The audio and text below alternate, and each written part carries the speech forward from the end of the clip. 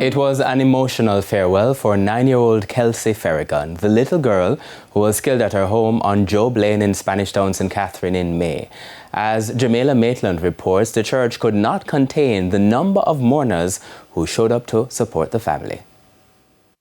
There was not a dry eye in sight at the Spanish Town Seventh-day Adventist Church on Brunswick Avenue in St. Catherine as family, friends, well-wishers said their last goodbye to 9-year-old Kelsey Ferrigan.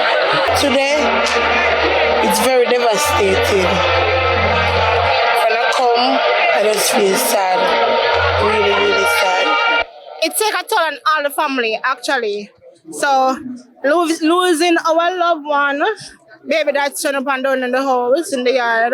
Inside the church, packed pews and tear-jerking testimonies of little Kelsey. Her schoolmates from the St. John's Primary School and teachers were among those seated up front, along with her immediate family, government officials and the police. The mourners, decked in pink to match her casket, her favorite color, and a remembrance of how cheerful she was. Her funeral, however, marred by the circumstances surrounding her death. Education Minister Senator Dr. Dana Morris Dixon. And it is up to us to play our role in calling out these people. It doesn't help us when we say, oh, it's my family member, it's my brother, it's my cousin. It doesn't help us.